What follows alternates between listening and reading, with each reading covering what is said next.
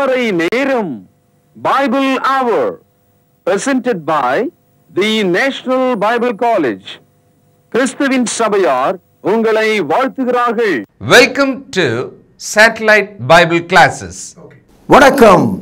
தேசிய வேதாகம கல்லூரி மாணவ கண்மணிகளே மற்றும் அவர்களுடைய குடும்பத்து அங்கத்தினர்களே, உலகளாவிய என் தமிழ் சொந்தங்களே, ஜனங்களே, உங்களுக்காக வான்வழி வகுப்புகளாக ஆன்லைன் கிளாஸஸ் தேசிய வேதாகம கல்லூரி நேஷனல் பைபிள் காலேஜ் உலகளாவிய இந்த பாடத்திட்டத்தை உங்களுக்கு வழங்குவதில் நான் மிகவும் மகிழ்ச்சி அடைகிறேன். நீங்கள் நேரடியான வகுப்புக்கு வர முடியாது. ஆகவே வீட்டில் இருந்தபடியே இந்த நிகழ்ச்சிகளை பார்த்து வசனங்களை எழுதி தியானித்து ஒவ்வொரு நாளும் இந்த வகுப்பிலே படித்ததற்கான ஒரு தெளிவை நீங்கள் பெற்றுக்கொள்ள வேண்டும். இந்த நாட்களில் தி ஆக்ட்ஸ் ஆஃப் தி அப்போஸ்டல்ஸ், அதாவது அப்போஸ்தலருடைய நடபடிகள் என்ற புத்தகத்தை நம்ம படிக்கிறோம். அப்போஸ்தலர் நடபடிகள் புதிய ஏற்பாட்டின் 5வது புத்தகம். அப்போஸ்தலர்கள் 12 பேர். அவர்கள் கிறிஸ்துவனுடைய நேரடி சாட்சிகள். அவர்களுக்கு கிறிஸ்து அதிகாரம் கொடுத்தார். ஆகவே அவர்கள் சபையை துவக்கவும் போதிக்கவும் வழிநடத்தவும் ஆசீர்வதிக்கப்பட்டிருந்தார்கள். அவர்கள் வாழ்நாள் காலத்தில் 33வது ஆண்டு முதல் 98வது வருஷம் வரைக்கும் நடந்த சம்பவங்களை புதிய ஏற்பாடு நமக்கு போதிக்கிறது.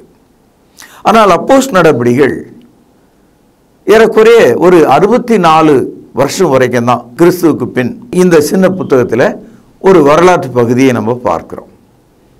28 அதிகாரம் உள்ள இந்த சிறிய புத்தகத்தில் முதல் 12 அதிகாரங்கள் பிரபலமாக பேதுரு அப்போஸ்தலருடைய ஊழியங்களை குறித்து நாம் படிக்கிறோம். பேதுரு புரஜாதிகள் மத்தியில் பிரபலமான போதகராக அப்போஸ்தலராக இருக்கிறார். 13வது அதிகாரத்திலிருந்து 28வது அதிகாரம் வரைக்கும் அப்போஸ்தலனாகிய பவுல் புரஜாதிகள் மத்தியில் பிரபலமாக அவர் செய்த பணிகளை குறித்து நாம் படிக்கிறோம். இந்த 13வது அதிகாரத்திலிருந்து 28வது அதிகாரம் வரைக்கும் பவுல் அப்போஸ்தலர் 4 உலக சுவிசேஷ பயணங்களை மேற்கொள்கிறார். இதுதான் நீங்கள் கவனத்தில் வச்சுக்கணும். அதாவது acts chapter 13 to acts chapter 28. Paul made 4 missionary journeys. 4 சுவிசேஷ பணிகளை அவர் மேற்கொள்கிறார்.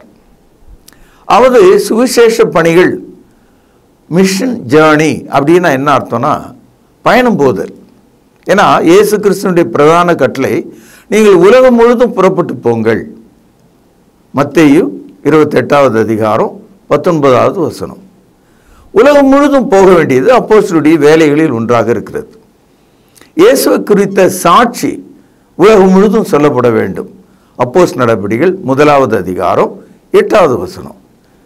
நீங்கள் பலன் அடைந்து எருசலேமிலும் யூதேயாவிலும் சமாரியாவிலும் பூமியின் கடைசி பரியந்தமும் எனக்கு சாட்சிகளாக இருப்பீர்கள்.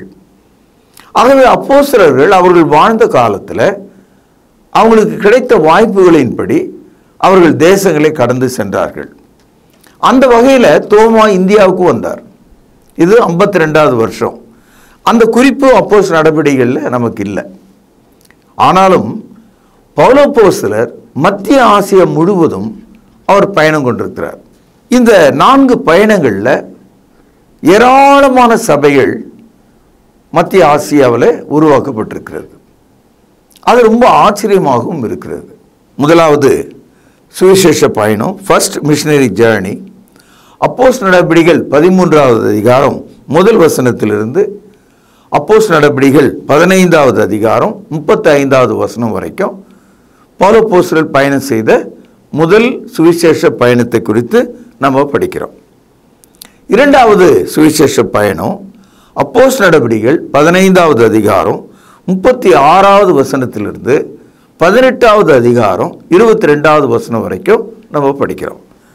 மூன்றாவது சுவிசேஷ பயணம் அப்போஸ்தலர் நடபடிகள் 18வது அதிகாரம் 23வது வசனத்திலிருந்து 21ஆம் அதிகாரம் 16வது வசனம் வரைக்கும் நம்ம படிக்கிறோம்.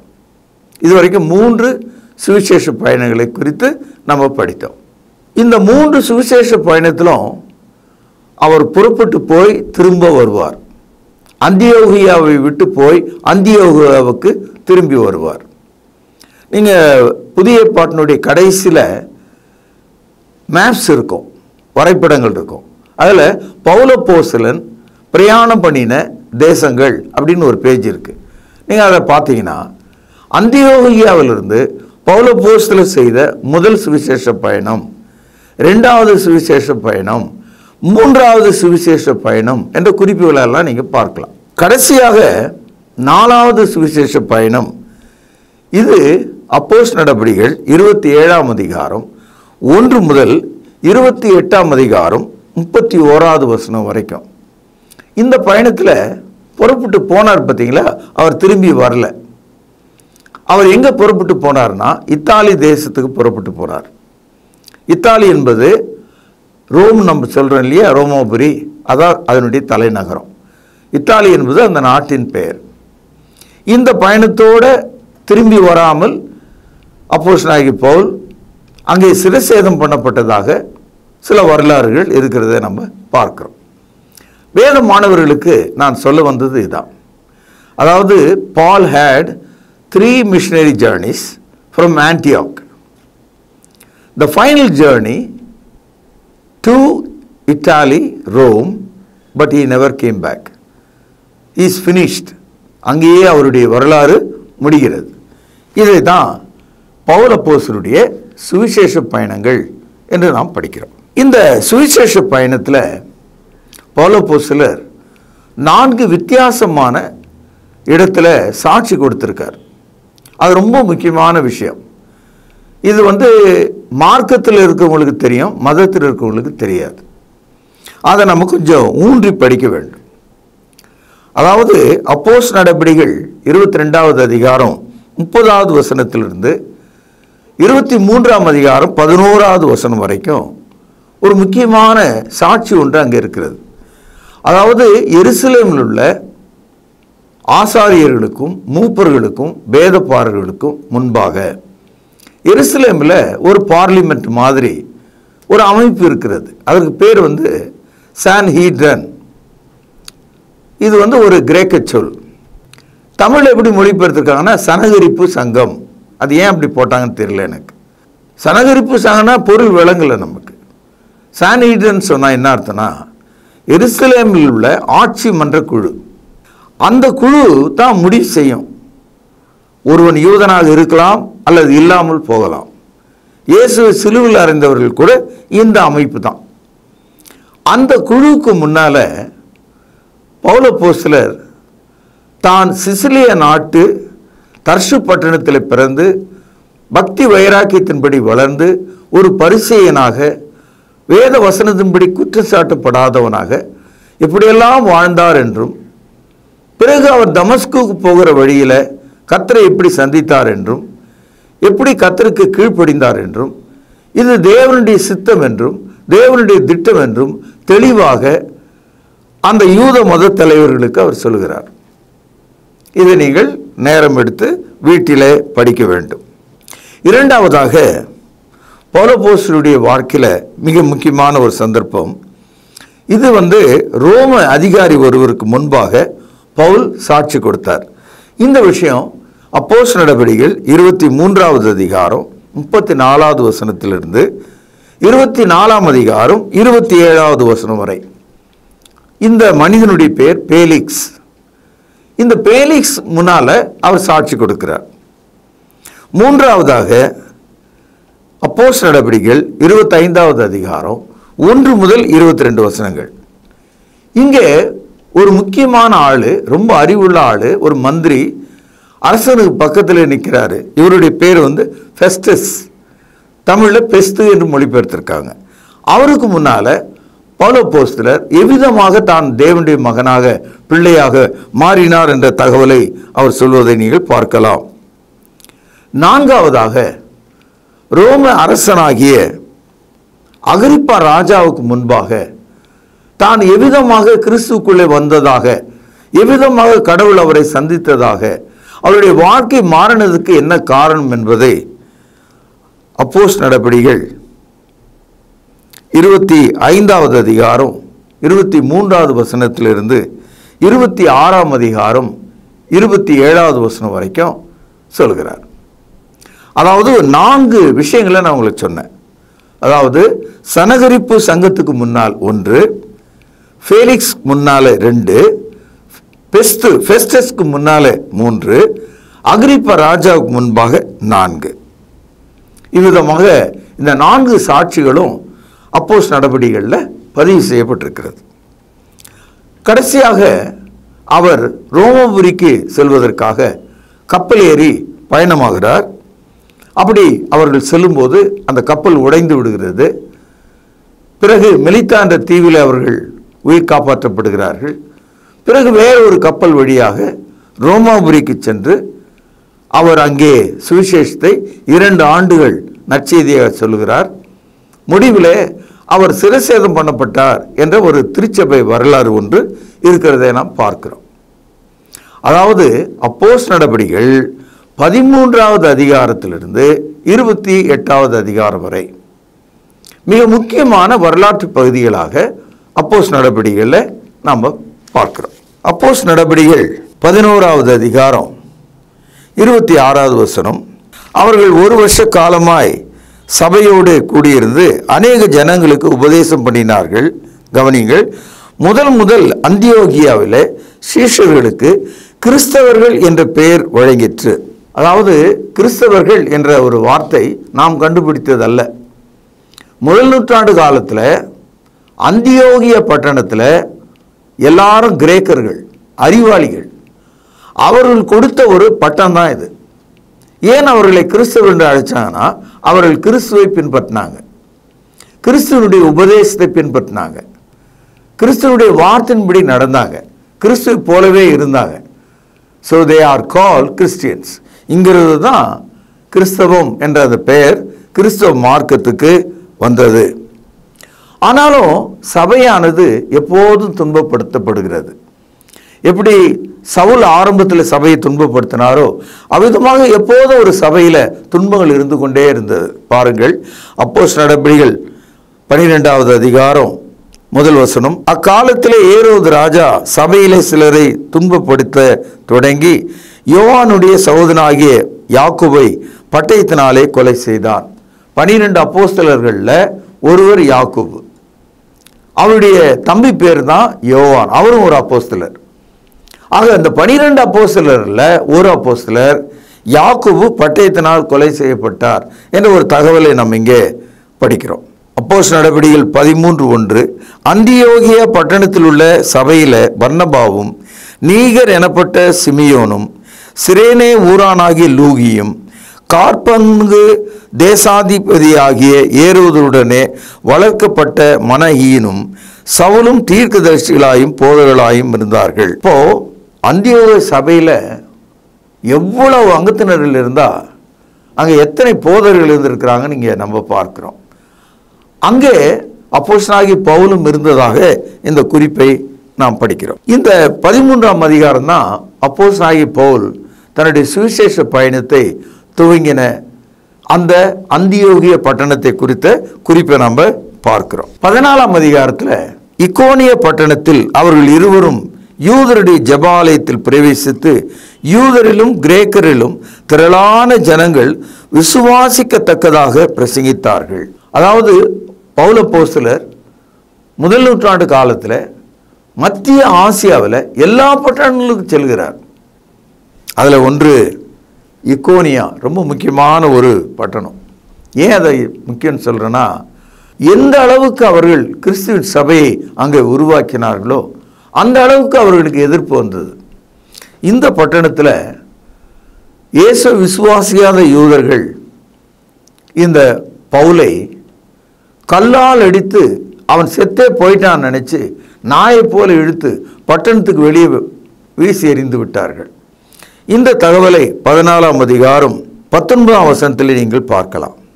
பின்பு அந்தியோகியாவிலும் இக்கோனியாவிலிருந்து சில யூதர்கள் வந்து ஜனங்களுக்கு போதனை செய்து பவுலை கல்லெறிந்து அவன் மரித்து போனான் என்று எண்ணி அவனை பட்டணத்துக்கு வெளியே இழுத்து கொண்டு போனார்கள். பட்டணத்துக்கு வெளியே அவனை தூக்கி போய் போட்டாங்க. ஆனாலும் தேவன் அவனை உயிரோடு எழுப்பினார். அவன் தேவனுடைய வேலையை தொடர்ந்து செய்து கொண்டிருந்தான். ஞாபகம் இருக்கும்னு நினைக்கிறேன். கர்த்தர் பவுலை தெரிந்து கொண்ட போது எவ்வளவாய் தமக்காக அவன் பாடுபட வேண்டும் என்பதை நான் தெரிந்து கொண்ட பாத்திரம் என்று சொல்லுகிறார். இப்பொழுது அப்போஸ்தலர் நடபடிகள் 14ஆம் அதிகாரம் 22ஆம் வசனம். சீஷருடைய மனதை திடப்படுத்தி விசுவாசத்திலே நிலைத்திருக்கும்படி அவர்களுக்கு புத்தி சொல்லி, கவனிங்கள், நாம் அநேக உபத்திரங்களின் வழியாய் தேவனுடைய ராஜ்யத்திலே பிரவேசிக்கும் என்று வேண்டும் என்று சொன்னார்கள். ஆக உபத்திரம் என்பது கிறிஸ்தவத்தினுடைய ஒரு அடிப்படையான அடையாளமாக இருக்கிறது. மரணம் கூட நேரிடும். ஆனால் எப்போதும் பார்த்தீங்கன்னா அந்தியோகியா விட்டு சுவிசேஷ வேலையாக போனவர் மீண்டும் அந்தியோகியாக்கே வந்துடுவார். காரணம் என்னன்னா, பவுலப்போஸ்தலருடைய வாழ்க்கையில் அந்தியோகியாவும் அங்கிருந்த சபையும் ஒரு பேஸ், ஒரு அடித்தளம் போல அவருடைய ஊழியத்தில் இருந்தது. பாருங்கள், 26வது வசனம் 14ஆம் அதிகாரம். அங்கே கப்பல் ஏறி நாங்கள் நிறைவேற்றின கிரியைகளுக்காக தேவனுடைய கிருபைக்கு ஒப்புவிக்கப்பட்டு புறப்பட்டு அந்தியோகியாவுக்கு வந்தார்கள்.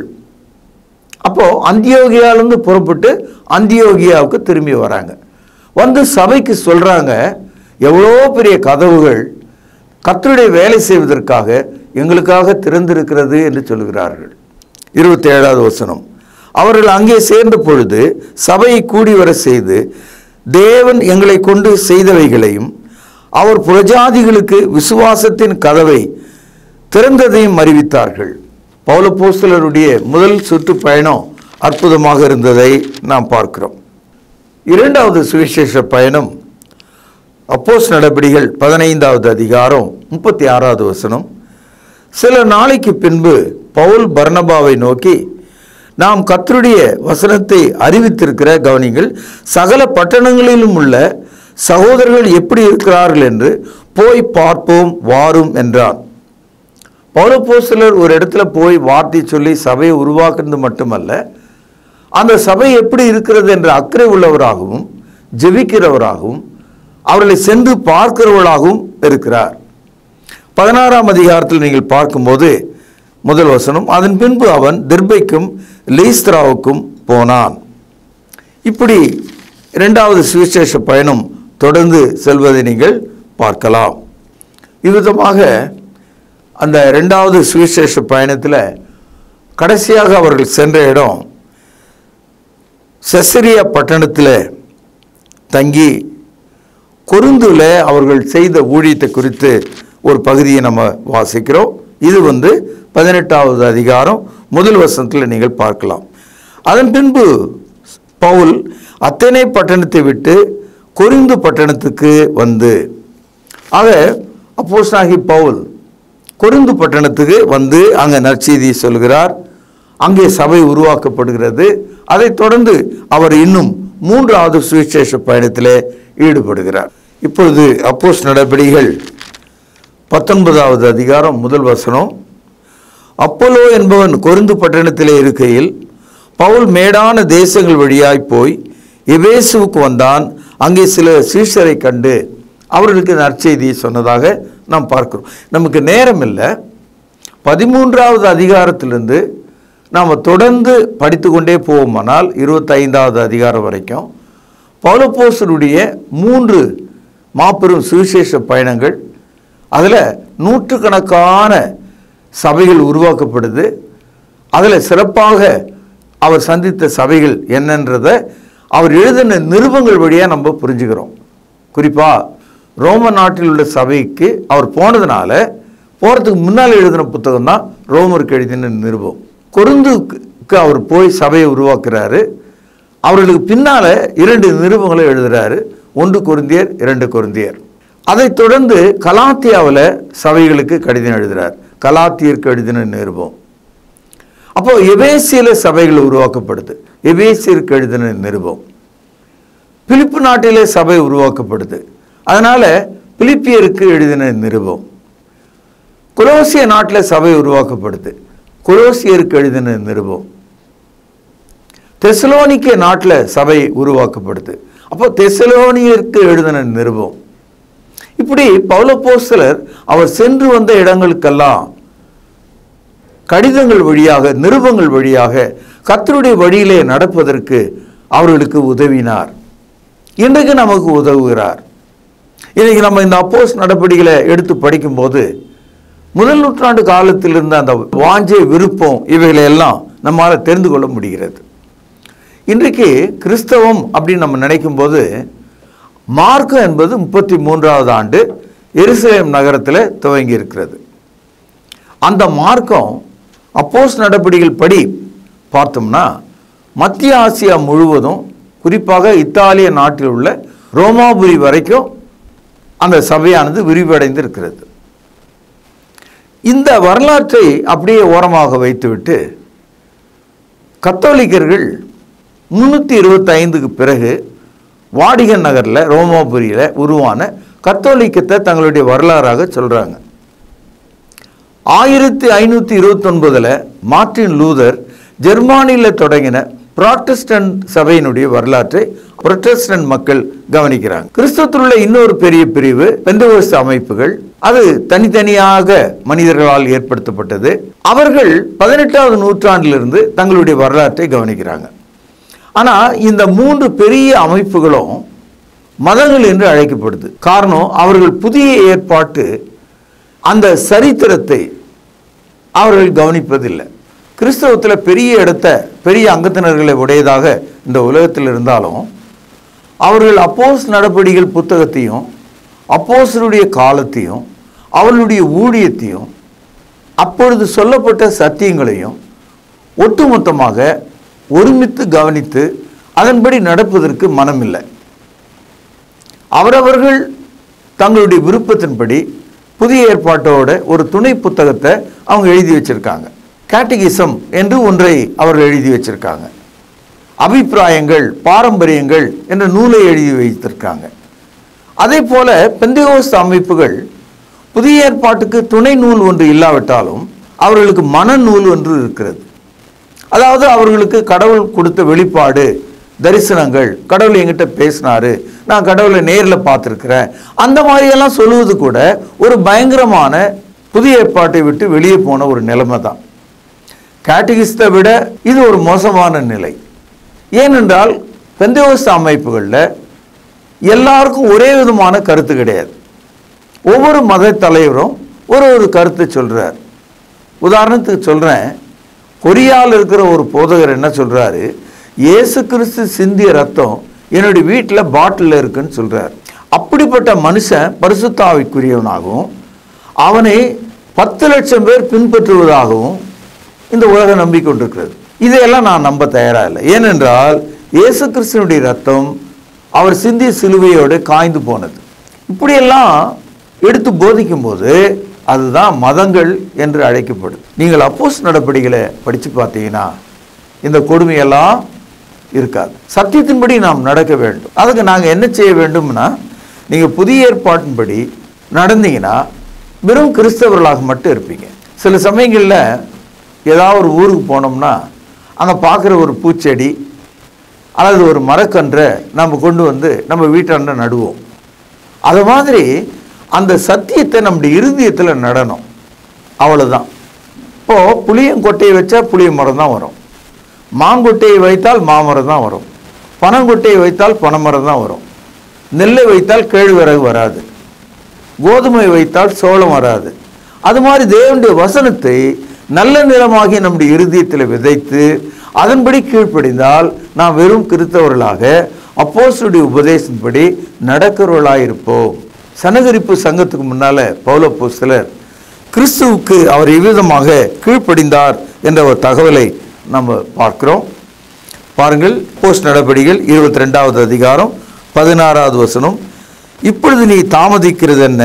நீ எழுந்து கர்த்தருடைய நாமத்தை தொழுது கொண்டு ஞானஸ்நானம் பெற்று உன் பாவங்கள் போக கழுவப்படு என்றான்.